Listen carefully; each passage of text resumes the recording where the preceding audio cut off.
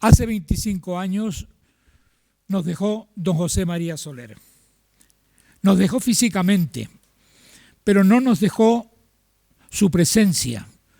No nos dejó porque realizó en vida un legado que todavía hoy sigue vigente, y yo diría que más vigente que en su propia época.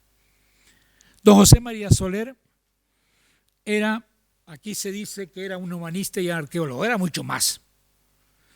Eran muchísimas cosas más. Era, por encima de todo, un buen hombre. Un buen hombre que lo pasó mal, que tuvo una vida difícil y que hizo de las dificultades un camino que le llevó a lo que él nunca pensó que le llegaría. Cuando tuve ocasión de comentarle a don José María que lo íbamos a proponer como doctor honoris causa de la universidad, me dijo: pero Mauro, yo no tengo méritos para ello. Yo no estudié en la universidad. Y sin embargo le dije: don José María, usted ha hecho más que nosotros, sabe más que nosotros. Y sobre todo ha proyectado la arqueología del país valenciano, la arqueología de España, fuera de nuestras fronteras, como muy pocos profesionales lo han hecho. No hace nada que nos comentaban aquí en esta misma mesa que su proyección y la importancia del tesoro era reconocido en muchos lugares de Europa, y lo sigue siendo. El tesoro de Villena es, sin lugar a dudas, uno de los conjuntos de orfebrería prehistórica más importante de Europa, solo comparable con el tesoro de Micenas. Y don José María Soler fue el primero que lo valoró, que lo estudió. Podíamos hablar, y yo no voy a hablar porque no me corresponde a mí, me dicen que me tengo que coordinarlos a ellos, pero yo quiero destacar dos cosas importantes. Yo quiero destacar su conocimiento, su actitud para enseñarnos. Cuando estábamos excavando, subía todos los días a la excavación, y cuando ya no podía subir, yo me acercaba a su casa en la calle Trinidad para enseñarle lo que habíamos descubierto. Y todo eso me llevó a admirar su sabiduría. Yo le consultaba muchísimas cosas, como le han consultado todos los que están en la mesa. Todos los que están aquí en la mesa han sido premios de la Fundación José María Soler. 2 de ellos de la primera edición, los otros 2 de ediciones posteriores. Y no olvidemos que la Fundación José María Soler es la única que publica sus premios en España, que tiene ya una serie consolidada de publicaciones. Podemos hablar de don José María Soler, arqueólogo. Para mí seguirá siendo don José María. Aquí se le apea el nombre de José María, para mí sigue siendo, aunque él me decía que lo tuteara, yo nunca me atreví. Por respeto, no por otra cosa, no porque le tuviera miedo. Yo quisiera destacar que vamos a hablar de una vertiente, de un aspecto de don José María, que es el José María, o el don José María, arqueólogo de la Edad del Bronce. Pero él excavó Paleolítico medio, la primera cueva con neandertales en el Vinalopó. Excavó yacimientos del Paleolítico superior, los primeros yacimientos del Epipaleolítico, los primeros yacimientos del Neolítico en llanura. Hay una publicación que todavía se cita, que es Casa de Lara el primeros poblados de llanura en la península ibérica. Excavó en los yacimientos calcolíticos y excavó en yacimientos de la Edad del Bronce. Fue el primero que hizo arqueología urbana. Fue el primero que excavó en castillos medievales, el que reivindicó la arqueología medieval. abarcó todo, pero sin embargo su preferencia era siempre la edad del bronce y el cabezo. Y por eso parecía conveniente que aquí, cuando se organizan por parte de la sede universitaria, que cuando se lo comentamos a Aureli que había que realizar un acto de este tipo, él lo acogió. Y yo, como de alguna manera ligado a la figura de Soler, quiero agradecerle a la universidad que baje y que cuente, que siga pensando y difundiendo la obra de Soler. Me callo. Por lo tanto, yo ahora sí quiero dar paso a los dos investigadores que elaboraron el primer trabajo de actualización de la edad del bronce, aquello que prefería Soler. Fue el primer premio del concurso de la Fundación. Soler había hecho un artículo extraordinario del que estamos hablando ahora en el homenaje a Siret, porque hay una reunión próximamente y volveremos a rescatar la figura de Soler. Pues ellos dos, Juan López Padilla, Juanito porque era pequeñito cuando, ahora ya no lo es, pero cuando iba a excavar hace ya tantos años, y Javier Jover eran los que participaron junto a López Mira, Juan Antonio López Mira, los que realizaron la primera catalogación, la primera actualización de ese trabajo de Soler, y luego siguieron excavando en Villena. Y a ellos les debemos unas excavaciones que son extraordinarias. Hable el que quiera y cuando quiera y el orden que les dé la gana.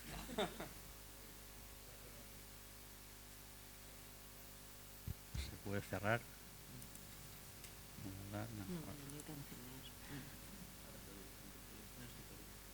Está en el escritorio.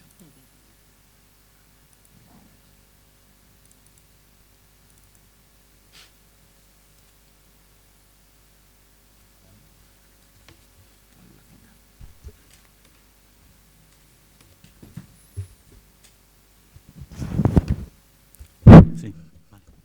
Bueno, buenas tardes a todos y a todas. Vamos a abrir esto para ir pasando aquí. Sí.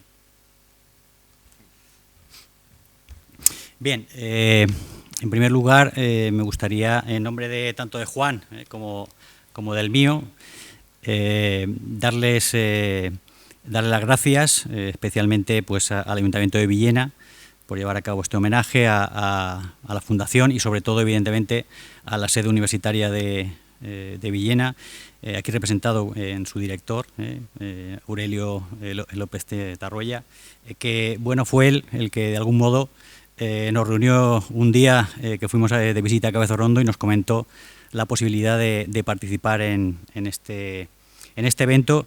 Evidentemente un evento al que bueno, pues tanto Juan como yo pues es un enorme placer para nosotros, es un honor evidentemente estar aquí. Siempre es un placer estar en Villena, pero mucho más si lo que hacemos es evocar y rememorar pues la figura y la persona de José María Soler y bueno, pero también es una enorme responsabilidad, porque Soler hizo mucho y trabajó muy bien. Y bueno, y la idea que habíamos pensado Juan y yo voy a hablar, digamos, hemos preparado una pequeña presentación, yo soy el que voy a hablar, luego evidentemente le preguntan a él.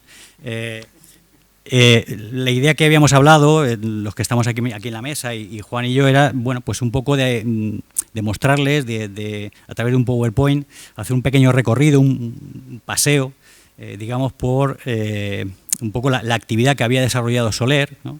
Y cómo, bueno, pues después de su fallecimiento, pues y gracias a la labor que Mauro Hernández desarrolló en Villena y sigue desarrollando en Villena, especialmente en relación con el Cabezo Redondo, pues bueno, tuvimos la suerte de poder incorporarnos a sus proyectos y de seguir en la línea de trabajo que de algún modo Soler había iniciado. Bien, si pasa. En ese sentido, Soler tiene muchísimas líneas de trabajo dentro del mundo de la arqueología, pero especialmente hay una que es la Edad del Bronce, a la que dedicó una buena parte de su atención. No le vamos a hablar aquí, evidentemente, de los premios y distinciones y de su nombramiento como doctor honoris causa, que ya se ha hecho. No vamos a hablar tampoco del descubrimiento del Tesoro de Villena, que evidentemente es un hito, digamos, en la arqueología europea en los años 60, y tampoco de sus luchas para que el tesoro estuviese en Villena y justamente en el museo que lleva su nombre desde los años 50.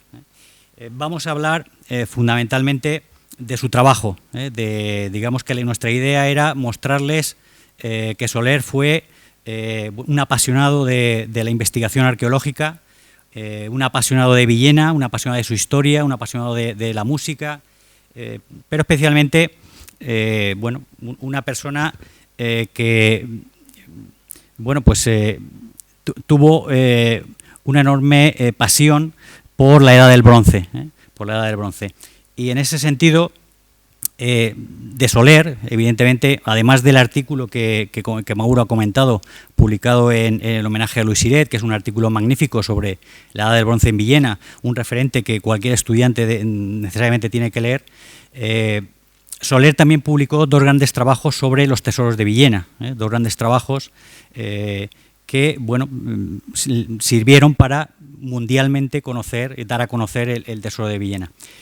Pero desde nuestro punto de vista, más que llevar a cabo la publicación de estos conjuntos áureos, que son enormemente destacados, Soler, desde el principio, estamos convencidos que tenía clara una estrategia de investigación, y eso es decir mucho para los años de los que estamos hablando. Soler diseñó, probablemente desarrolló, una estrategia de investigación en la que se combinara lo que nosotros llamamos una arqueología extensiva con una arqueología intensiva. Una arqueología extensiva, en el sentido de que él llevó a cabo con sus colaboradores una prospección de todo el término municipal y de muchos territorios cercanos a Villena, una prospección que significaba evidentemente la catalogación de un buen número de yacimientos, y en ese sentido llegó a descubrir prácticamente y publicar el 90% de los yacimientos de la Edad del Bronce que conocemos en la actualidad. Pero además, Soler llevó a cabo una arqueología intensiva, en el sentido de que sabía y tenía claro que no podía realmente abordar el estudio de la Edad del Bronce excavando única y exclusivamente en un yacimiento. Por eso él, desde los años 50, antes también realizó alguna pequeña actuación en Cabezo Redondo, de los años 50 excavó en Barranco Tuerto, excavó en Peñicas, excavó en Peñón de la Zorra, excavó en Cabezo de la Escoba y sobre todo, como persona interesada en la salvaguarda del patrimonio, él llevó a cabo una enorme excavación en Cabezo Redondo. Cabezo Redondo ya lo conocen prácticamente todos ustedes. Él pudo excavar unos 18 departamentos, 18 departamentos en sí, 18 espacios, y sobre todo, gracias a la importancia que en esos años ya mostraba Cabezo Redondo, él supo darle la dimensión correcta que requería ese yacimiento, en cuanto que contactó con los principales especialistas que existían en ese momento en España y en buena parte de Europa, especialmente del Instituto Arqueológico Alemán, para llevar a cabo una gran cantidad de estudios que en la actualidad siguen siendo modélicos. Por ejemplo, me estoy refiriendo no solamente a los estudios áureos, sino también, evidentemente, a la introducción de las dataciones absolutas, cosa que hasta el momento, hasta esos años, no se hacía en España, y sobre todo, evidentemente, también el estudio de la fauna. El estudio de la fauna de Cabezo Redondo sigue siendo un trabajo enormemente modélico realizado por la escuela alemana. Pero esa dinámica de trabajo que inició, que desarrolló especialmente en Cabezo Redondo, también la aplicó en Terlinques.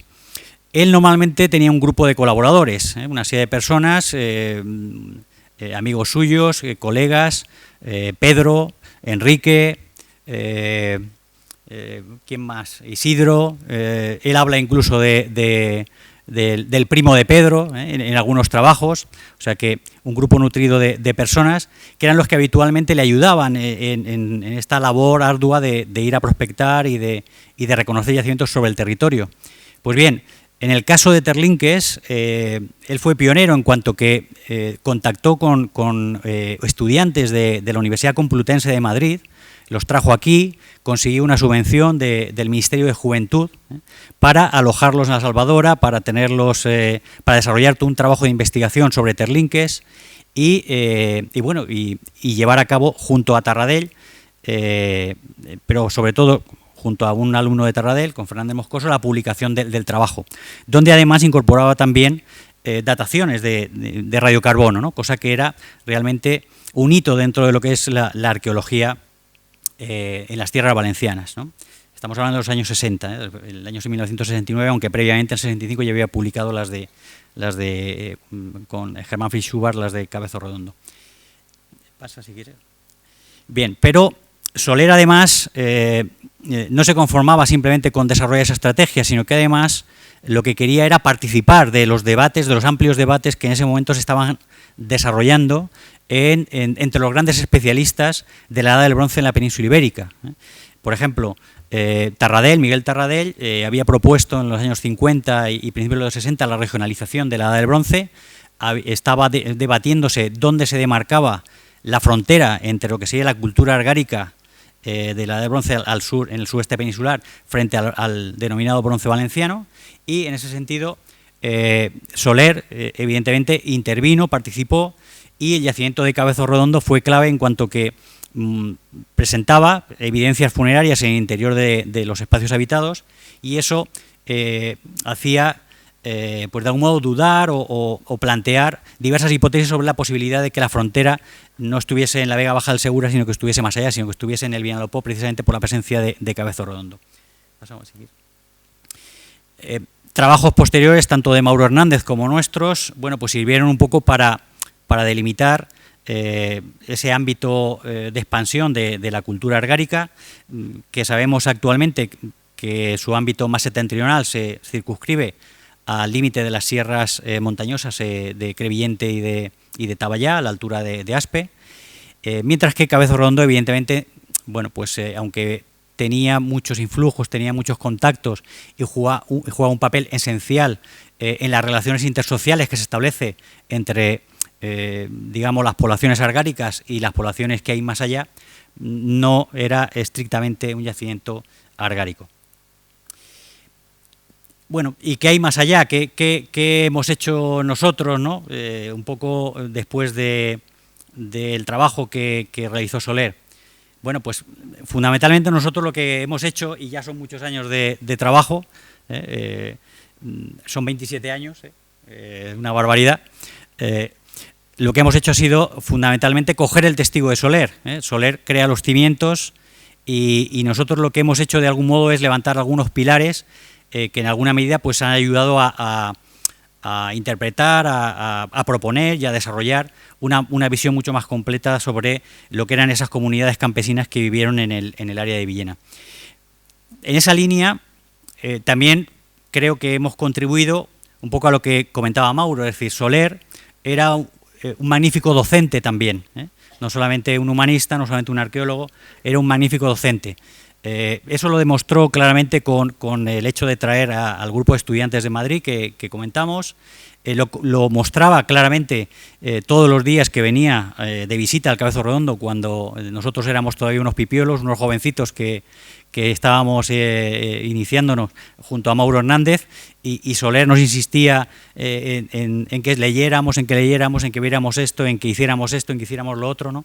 Y luego, bueno, esa labor evidentemente la siguió Mauro Hernández con nosotros y con muchos otros, evidentemente también con ellos, con Gabriel y con Virginia y muchos otros.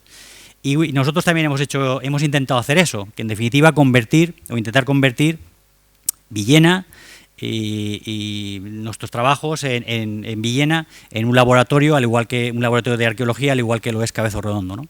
Y en ese sentido podemos decir que prácticamente una parte muy importante de la gente que actualmente está haciendo arqueología o desarrolla una actividad arqueológica dentro de la Comunidad Valenciana y especialmente de Alicante ha pasado por manos de Mauro, ha pasado por manos nuestra y está pasando ahora por manos de Gabriel y Virginia también. O sea que, bueno, en ese sentido hemos cogido el testigo y creo que, bueno, no sé si lo estamos haciendo bien o mal, pero desde luego cogimos bien el testigo, ¿no?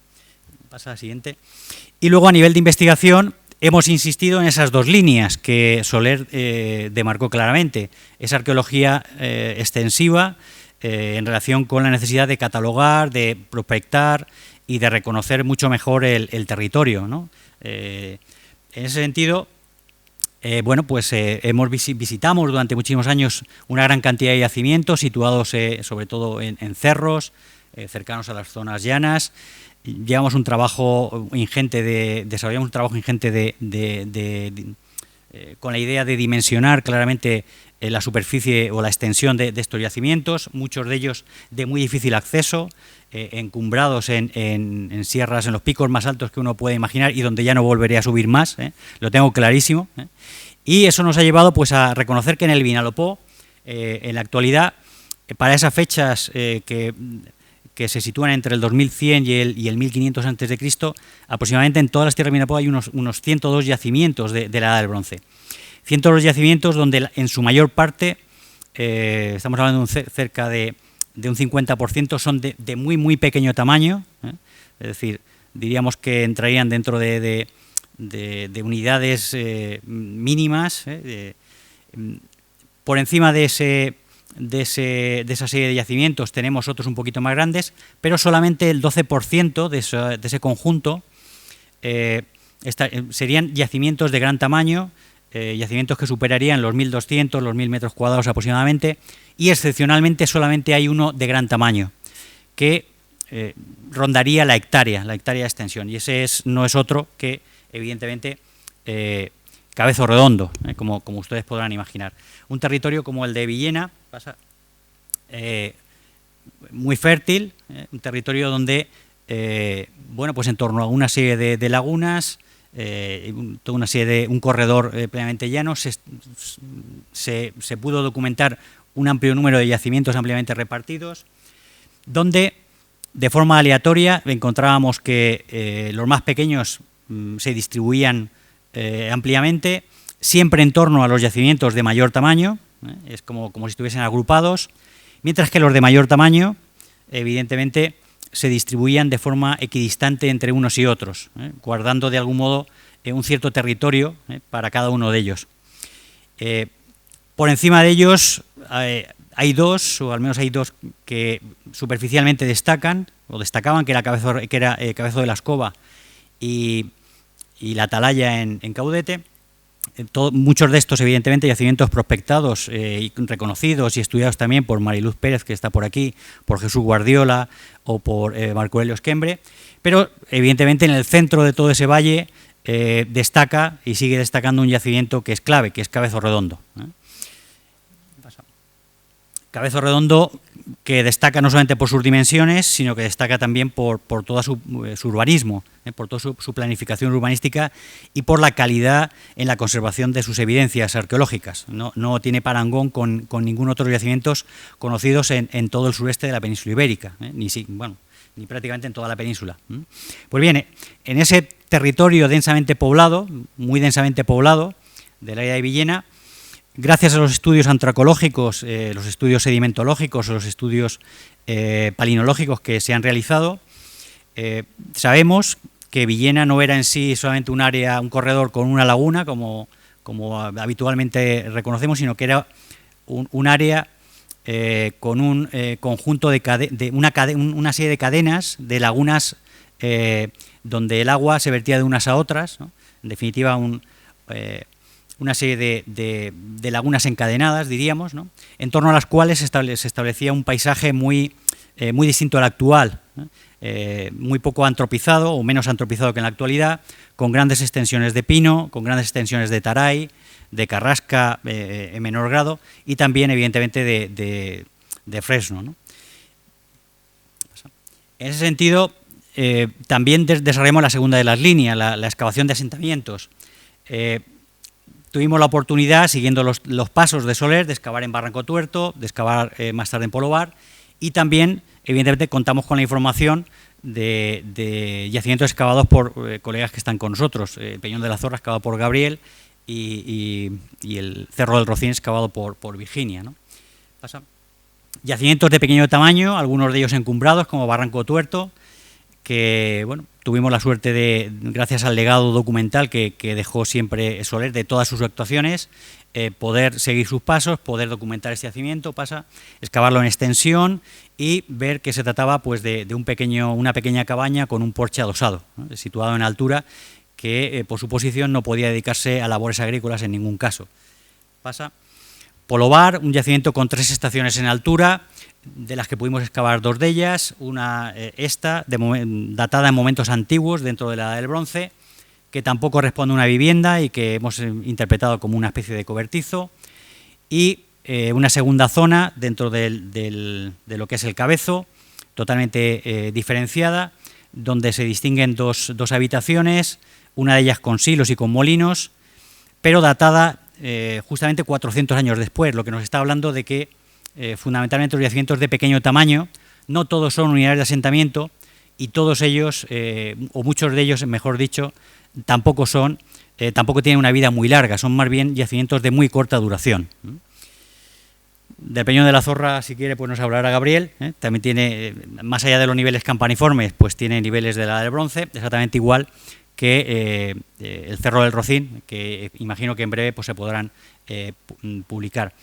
Y también tuvimos la suerte, junto a Jesús Moratalla y Gabriel Segura, de participar en la excavación del Cerro de los Purgaticos, en Cañada de Biar, y bueno, comprobar que hay asentamientos que no son asentamientos, son en este caso abrigo-refugio, claramente. Por lo tanto, hay un conjunto de establecimientos secundarios dentro de todo lo que es el área de Villena que no responden al tipo de asentamiento típico que podemos denominar como granja, sino que hay muchos núcleos que son establecimientos complementarios de las actividades de esos grupos agropecuarios, ¿no? También tuvimos la suerte durante 15 años de excavar en Terlinques, Juan y yo, un yacimiento de mediano tamaño dentro de la escala de la que estamos hablando, siguiendo además los pasos de Soler, como hemos dicho antes. Soler excavó en los años 1969 y 1970 en el yacimiento. Llegamos a excavar una superficie de aproximadamente unos 700 metros, un yacimiento que está estructurado fundamentalmente a partir de una calle central con casas adosadas de distintos tamaños, levantados sobre grandes plataformas pétreas, con casas de unos 35 metros cuadrados, es decir, no hay que asustarse, ahora se tiende a esto, o sea que esto ya ocurría en la Edad del Bronce, y donde podemos encontrar hogares con capazos llenos de estiércol, bancos con molinos, capazos de estiba, esteras de esparto, todo el utillaje metálico habitual de estos momentos, destacando esos lingotes de metal que denuncian de algún modo que las prácticas de fundición se realizaban en el yacimiento, y Cabezo Redondo, del que evidentemente nosotros no vamos a hablar, aunque evidentemente participamos durante muchos años, lo conocemos, pero es un yacimiento enormemente complejo, con una urbanística magnífica, como pueden ver en las visitas que han realizado y en las imágenes que tienes ahí. Bueno, a partir de todo ello, ¿qué podemos decir de forma muy breve en cuanto al modo de vida y a la organización social de estos grupos campesinos, ¿no?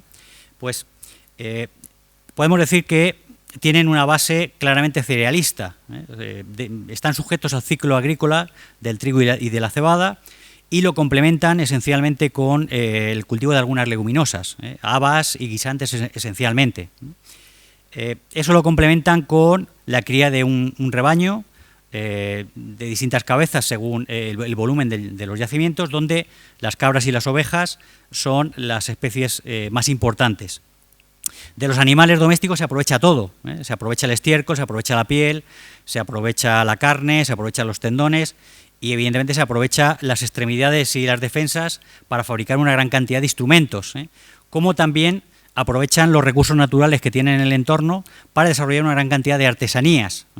Basta simplemente ver pues las labores de cestería, que son iguales que las que existen en la actualidad, el hilo de junco que tuvimos, los usos de hilo de junco que tuvimos la suerte de documentar en Terlinques, o la propia cerámica. Cerámica que se elabora con arcillas locales, como prácticamente muestran los estudios de láminas delgadas que hemos hecho en la Universidad de Alicante. Rocas sobre las que elaboran su instrumental, base fundamental de la producción en estos grupos, que proceden de no más allá de 10 kilómetros de distancia. Pero hay una serie de elementos que evidentemente vienen de fuera y los obtienen a través del intercambio con comunidades que viven a una distancia muy alejada. Es el caso de las conchas marinas, es el caso del marfil, especialmente el de elefante africano, en el que probablemente el Argar pues tiene mucho que decir. Es el metal, el cobre, que solamente se elabora, se utiliza para elaborar instrumentos en los asentamientos de mayor tamaño y de larga duración. Cobre que a partir del 1800, 1850 aproximadamente empieza a aliarse junto con estaño. Y evidentemente las gentes de Villena tuvieron el gusto también de adornarse con objetos de plata y de oro, al gusto de probablemente aquellos con los que tenían mucha relación, como son los grupos argáricos del sureste. No, de otro modo no se puede explicar que en la tumba del Cabezo Redondo pues exista ese carrete de oro, con ese arete de plata con carrete de oro, como el que fue documentado por José María Soler. En definitiva, grupos agropecuarios, grupos campesinos, fijados a su tierra, que evidentemente necesitan de las relaciones intersociales con el Argar para conseguir el marfil, para conseguir el metal, para conseguir muchos recursos, y por tanto se establece una relación de interdependencia clara a nivel económico con los grupos del sureste. Y esa situación es probable que cambiara en torno a 1700, 1600, en cuanto que Cabezo Redondo pasó a ser un centro de enorme importancia a nivel de redistribución de muchas materias primas, entre ellas probablemente el bronce, hasta que en torno al 1250 pues, se colapsa Cabezo Redondo, se abandona y digamos que o bien los grupos dirigentes, los grupos dominantes que viven en Cabezo Redondo, o bien la comunidad decide enterrar, decide generar ocultar, ¿no?, el tesoro de Villena en la Rámbala del Panadero, que, bueno, pues gracias a Soler está todavía entre todos nosotros, ¿no? Así que nada, esto era lo que quería comentarles. Muchas gracias.